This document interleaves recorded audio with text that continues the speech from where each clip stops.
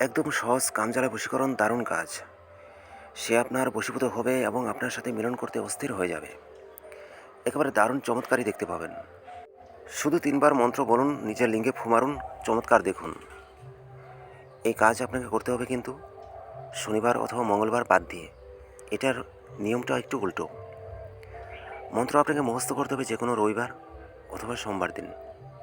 শনিবার অথবা মঙ্গলবার দিন এই বিদ্যা মুখস্থ করা যাবে না।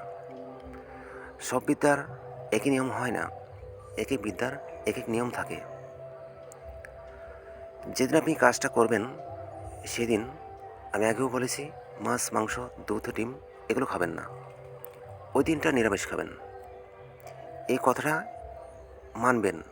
মানলে আপনার লাভ, না মানলে করা কিছু নেই। এত সুন্দর একটা জিনিস পাবেন, নিজের কাঙ্ক্ষিত জিনিসটাকে নিজের কাছে পাবেন। একটু একটু কষ্ট, এটা কোনো ব্যাপার না, এটা কষ্টই না।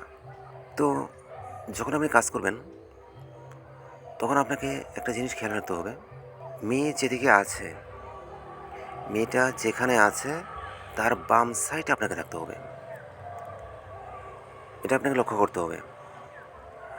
মানে ধরুন মেয়েটা আপনার সামনাসামনি আছে, তাহলে মেয়েটার বাম দিক যে জায়গাটা আছে সেই জায়গাতে আপনি দাঁড়াবেন। ওইখানে দাঁড়িয়ে আপনি মেয়েটার দিকে তাকাবেন। তাকিয়ে মনে মনে একবার মন্ত্র বলবেন, এরপর নিজের লিঙ্গে ফু দিবেন। আবার তাকাবেন, আবার পড়বেন, আবার নিজের লিঙ্গে ফু দিবেন। এভাবে ৩ বার। মন্ত্র আপনাকে এক নিঃশ্বাসে পড়তে হবে। এবার চলুন মন্ত্র দেখি। হির হির হিরণিক তেলাসাঙ্গি সুমসুম ইবলিশ কা তুরুক সু সুর মিলাতেসু। মন্ত্রপাঠ শেষ হলে ওইখান থেকে কিন্তু আপনি যাবেন না, ওইখানে দাঁড়াবেন। দেখবেন মেয়েটা আস্তে আস্তে হেঁটে হেঁটে আপনার সামনে এসে দাঁড়াবে এবং তার ভাবভঙ্গি এমন থাকবে সে আপনাকে ইশারা দিচ্ছে।